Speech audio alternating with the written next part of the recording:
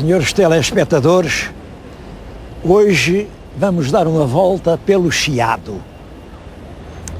Estão daqui a ver, acho que estão a ver, duas igrejas. Lá é a Igreja da Encarnação, daqui é a Igreja de Loreto. Bem, mais ou menos no espaço entre as duas igrejas havia, até ao século XVIII, uma grande porta. Eram as portas de Lisboa, as portas de Santa Catarina. Havia uma muralha que dava a volta a Lisboa, e aqui é que era a porta de Lisboa. Aqui começava Lisboa. Eu estou-lhes agora aqui a falar no Largo de Camões, todos sabem que liga para o Chiado, mas aquilo hoje é o Largo das Duas Igrejas, tem realmente as duas igrejas, mas ficava ali a antiga muralha fernandina e a grande torre com a porta onde se entrava em Lisboa. Claro que do lado de lá era a cidade organizada, a cidade burguesa, e do lado de cá era bairro alto, era assim fora de portas. É por isso que havia por aqui umas tabernórias, umas raparigas, enfim, e isto manteve essa tradição boémia durante muito tempo. Ainda hoje o bairro alto é uma coisa boémia, embora já num sentido melhor, num sentido mais urbano. Mas eu queria-lhes mostrar, porque ainda hoje se podem ver as tais muralhas do tempo del rei Dom Fernando, muralhas feitas no século XIV. Estão ali dentro do centro comercial. Vamos até lá.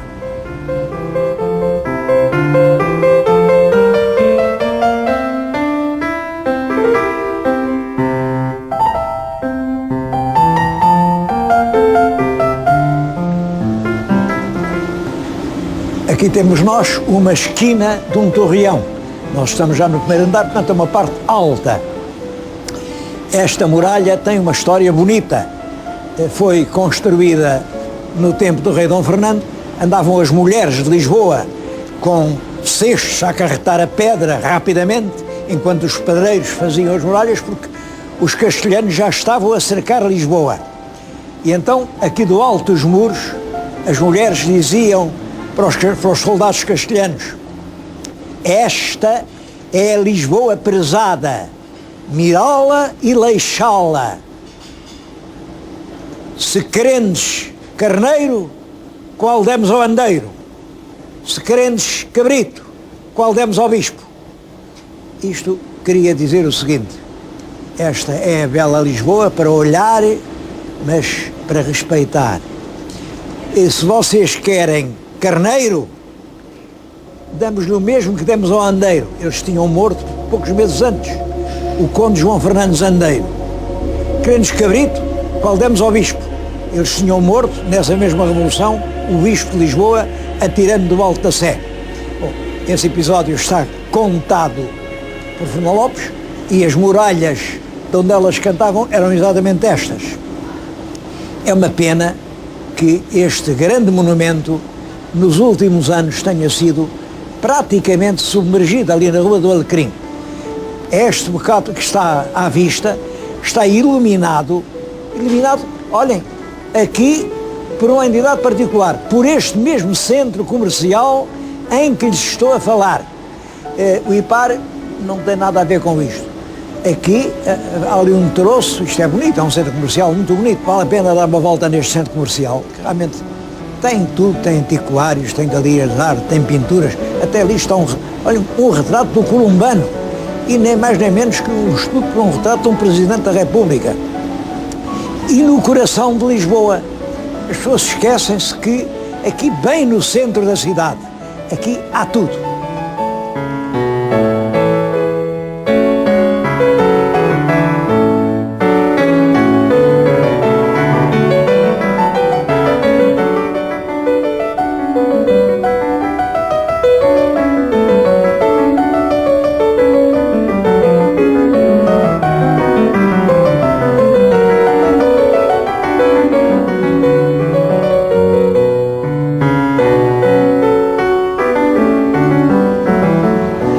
Toda a rua, até lá ao fundo, era antigamente a Rua do Chiado. Depois da morte de Garrett, quiseram dar-lhe o nome Rua Garrett, é o nome que hoje tem, mas aqui ao topo da rua ainda se chama e tem o nome de Largo do Chiado. E fizeram ali uma estátua ao poeta Chiado. O poeta Chiado é um poeta menor do século XVI, um homem que quis ser frade e andava vestido de frade, mas realmente era um homem chucarreiro, enfim, bebia muito, tinha um estilo realmente pitoresco, engraçado, mas sujo, era um homem sem classe, andava, vivia na miséria aqui, misturado com as classes mais ordinárias. Bom, é do tempo de Camões. Não sei porque é que fizeram a estátua, porque há muitos escritores dessa época que têm muito mais valor. Bom, mas este talvez por isso mesmo, talvez um bocado pelo anticlericalismo da época, fizeram-lhe aqui aquela estátua. Como vê, ele lá está sentado num banco, está-se a rir, está a fazer troça, ele passou a vida a fazer troça, e com a mão parece estar a apontar e... Eu sei a troça que ele está a fazer.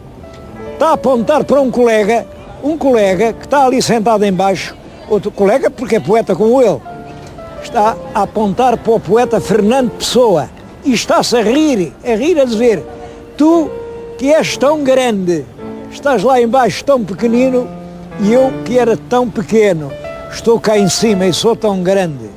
É a troça que o poeta Chiado faria se aqui estivesse vivo.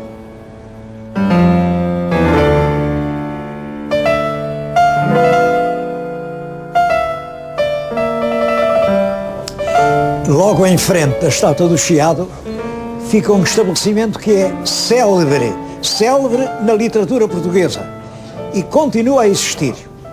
É a Havanesa. Essa de Queiroz, por exemplo, é aqui com a cena da Havanesa que ele termina o crime do Padre Amaro. Tenho aqui um livro bastante bom, O Chiado Pitoresco e Elegante, do Mário Costa. Tem um capítulo inteiro sobre a Havanesa. Foi esta loja que pôs os portugueses a fumar charutos cubanos, que vinham de Havana. Como sabem, Havana é a capital de Cuba. E eram famosos os charutos de vintém. Era uma delícia. Aqui uma descrição dos charutos de vintém. Até me deu vontade de fumar um charuto. Felizmente, e graças a Deus que já não fumo. Se fumasse já cá não estava. Mas charutos de vintém foram a delícia da alta burguesia de Lisboa, até que apareceu o charuto de Pataco. Pataco, é claro, é o dobro, eram mais caros, e a partir daí ninguém mais fumou charutos de vintém. A casa continua aberta, continua a ser um lugar de moda, e realmente é uma casa centenária, daqui a pouco duplamente centenária.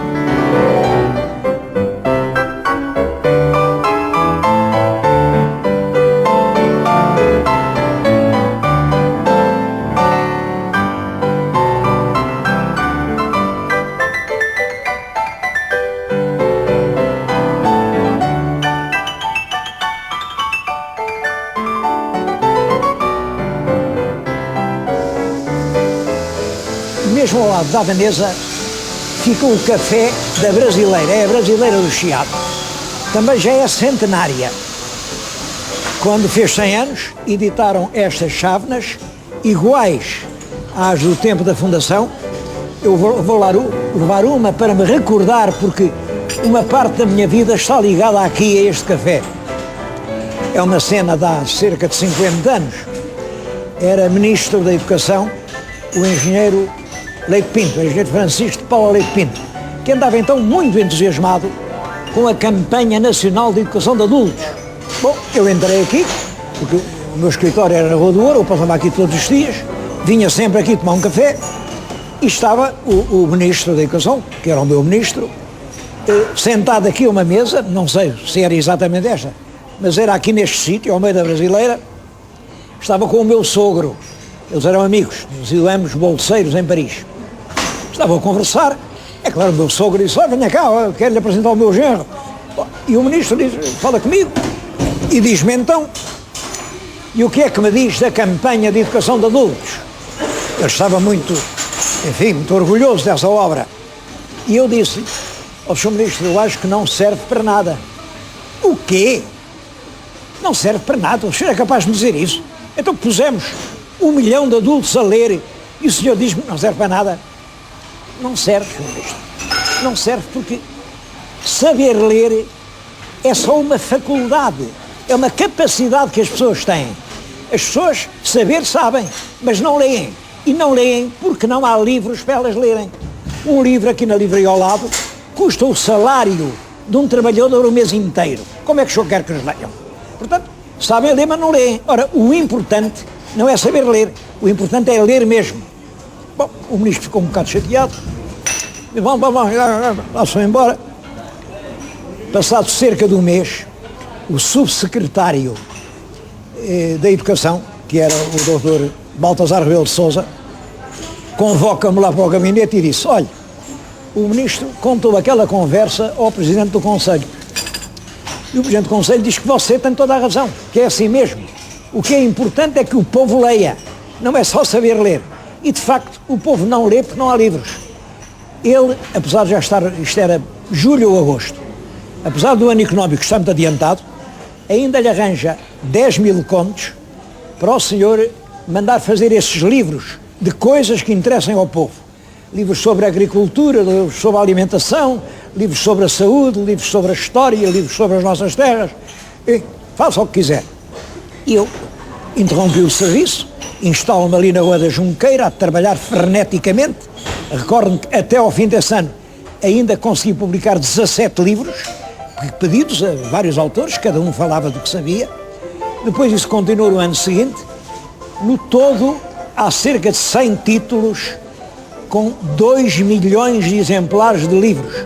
Livros sobre a tipografia, livros sobre o ultramar, sobre a capoeira, sobre as doenças dos animais, sobre o celeiro, sobre as azeitonas, sobre as árvores, sobre as florestas, tudo. 2 milhões de livros. É a coleção educativa.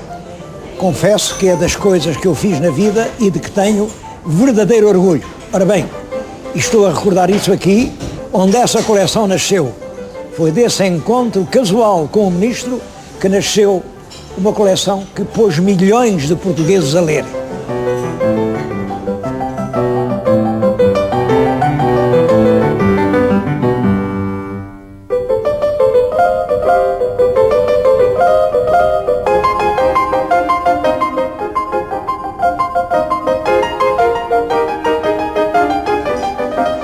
Um outro espaço centenário é a Pastelaria Benar. Foi fundada em 1868. Bom, nessa altura já as senhoras começavam a querer sair de casa e não era só para ir à missa, simplesmente não era bonito uma senhora ir a um café. Café é para o homem. Mas então começou a surgir, ao lado dos cafés, aqui no Chiado havia vários cafés, começam a surgir casas de chá. E um francês, Patrice Benar, funda aqui uma casa de chá de bom tom. Era a casa mais elegante de Lisboa. E as senhoras vinham aqui, a casa ainda hoje continua a manter essa tradição e vem aqui. Eu estava a dizer muito boa gente quando acabo de ver ali uma cara conhecida a quem vou falar e que só confirma o que eu estava a dizer. Então como está? Um beijinho. É a minha amiga Heloísa Miranda, uma presença conhecida de toda a gente que vê televisão. Acho que é daquelas pessoas de quem toda a gente gosta na televisão. E é uma senhora que eu conheço aqui há 40 anos, andei com ela ao colo. Quando estive no Brasil, lá estive na embaixada, a Heloísa era uma menina deste tamanho, era assim, e eu andei com ela ao colo. Era amigo do pai e da mãe dela. Pai, o Dr. Itamar Miranda, é uma das figuras mais ilustres do foro brasileiro, um advogado cintilante de talento. Bom, e ficámos muito amigos e essa amizade, graças a Deus, durou até hoje. E Luísa, quando escreveres ao teu pai e à tua mãe, dizes que eu te mando um grande abraço e gostei tanto de ver a ti que não vou poder. Eu vou continuar, este chiado é tão grande, olha, muito obrigado. Muito obrigado.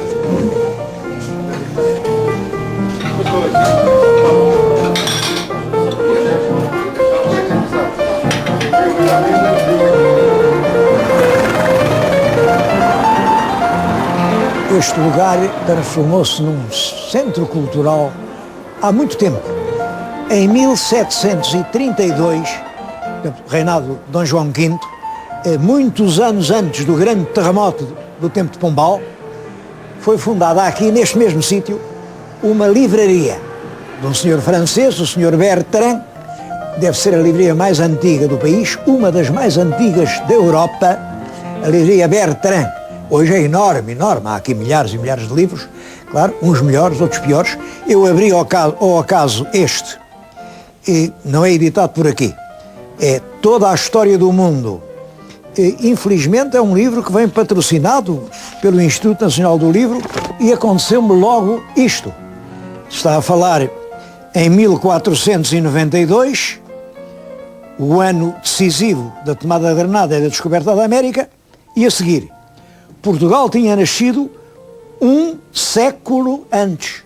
Ora, Portugal a nascer um século antes de 1492. Já 1492 já é depois de Alves Barrota, é no fim do século XIV. Que coisa espantosa. E isto é publicado como se realmente Portugal tivesse nascido no século XIV. Nós tínhamos nascido oficialmente no século XII. Na realidade, como condado, nos fins do século XI.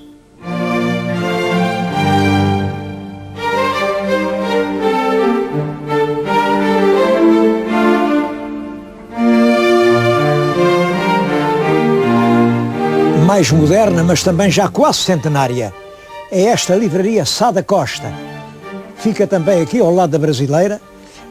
Antigamente era lá embaixo, ao fundo da calçada do Combro, nessa altura era a minha vizinha, e daí que era a minha livraria de todos os dias, e deve-se-lhe o enorme serviço de, ao longo dos anos, ter posto ao alcance dos portugueses os clássicos.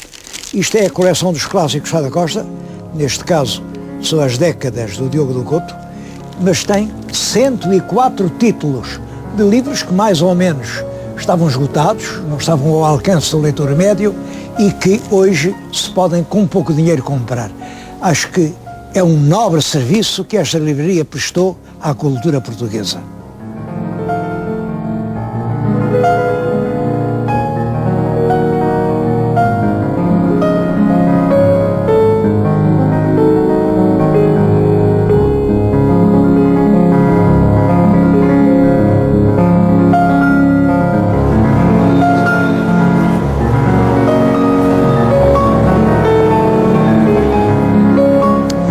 Uma história realmente curiosa é que não é o poeta Chiado quem dá o nome ao Chiado, é o sítio que dá o nome ao poeta.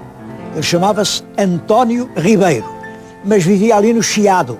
Chiado de quê? Chiado quer dizer barulho, banzé, tumulto, barulheira, porque ali eram as portas da cidade, portanto havia aí sempre um fervilhar de gente, olha, uma chiadeira, um chiado. E como ele morava no Chiado, deram-lhe o nome de Chiado. A verdade é que o Chiado rapidamente se tornou num sítio elegante e até num lar de intelectuais. Eu agora estou-lhes a falar no Grêmio Literário. Foi fundado em 1846. Reparem, 1846, ainda antes da regeneração. Foi fundado no tempo do Costa Cabral. É muito curiosa esta tela que eu tenho atrás de mim. Estão os fundadores, vêm aqui de pé o vulto do Marquês de Sá da Bandeira. Aqui sentados à mesa vê-se ao meio o Rodrigo da Fonseca, parece que é quem preside. Ao outro lado está um prelado, que é Dom Guilherme. Tem dali o Duque de Palmela, é bem conhecido, e mais aqui, com a calça branca, sentado, está o ilustre vulto de Garrete, que é um dos fundadores. Outro dos fundadores está aqui deste lado, é Herculano, vem ali bem. Está a falar com o Passos Manuel, mas o Passos Manuel está de costas e vê-se mal.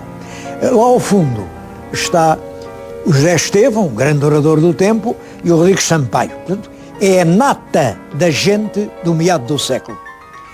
Maroteira de quem fez o quadro, está um ali à porta, não sabe se entra, se saia. Bom, aquele é o Costa Cabral, Marquês de Tomar. Quando isto foi fundado, ele estava no governo e tinha muita gente que era contra ele. De modo geral, as correntes políticas eram contra o autoritarismo criador, enérgico, mas pouco simpático do Costa Cabral. É desse tempo, desde esse tempo, que este Grêmio funciona. Eu tenho a honra de fazer parte dos seus associados desde há muito tempo.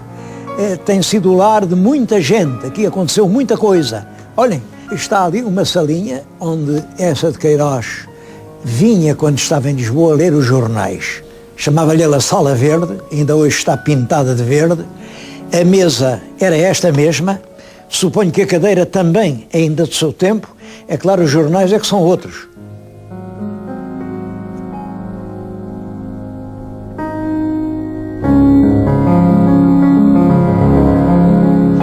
Durante o século XIX, os portugueses viviam seduzidos pela ideia de Paris.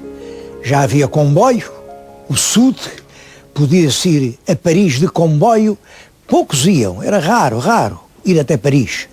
Olhem, o nosso Eça de Queiroz, na sua carreira, tinha um sonho, ser cônsul de Portugal em Paris, e foi. Quando morreu, era ele o cônsul-geral de Portugal em Paris. De Paris vinha tudo, vinha a moda, vinham os livros, vinham as ideias, tudo à francesa. Bom, mas nem toda a gente podia ir a Paris. Então, há um comerciante de Lisboa que tem uma ideia brilhante, é abrir Paris em Lisboa. E aqui no Chiado, aqui, o sítio mais concorrido da cidade, onde passavam todos os elegantes, abre uma loja que ainda hoje existe, que se chama precisamente Paris em Lisboa. Eu tenho aqui um jornal, Os Ecos da Avenida, que é um semanário ilustrado, político, literário, científico, noticioso e teatral. É o jornal do dia 10 de novembro de 1895, que na primeira página dá, com grande relevo, essa notícia.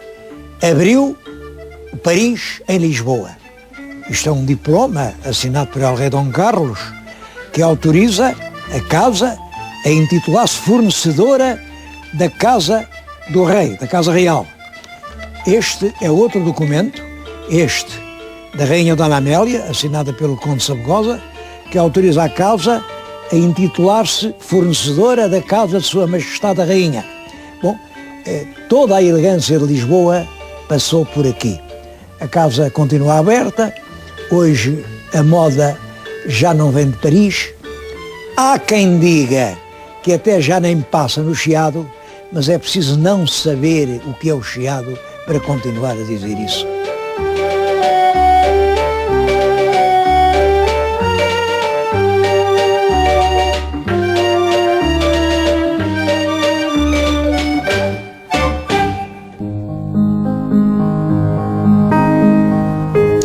Este círculo, Eça de Queiroz, que foi fundado em 1940 por António Ferro, continua hoje com uma grande vitalidade, tem um restaurante com um almoço para os sócios, aos seus convidados, tem uma excelente biblioteca queirosiana.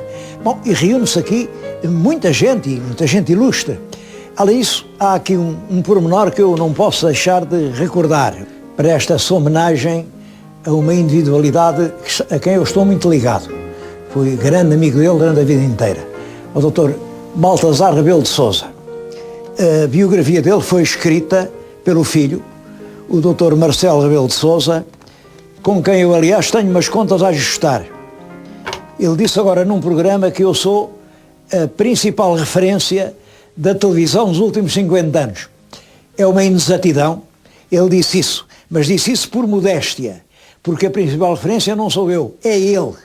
É ele que, semanalmente, dá aos portugueses uma visão genérica dos acontecimentos políticos e mundiais mais importantes do mundo. Portanto, isto não é uma troca de cumprimentos, é repor a verdade no seu pé.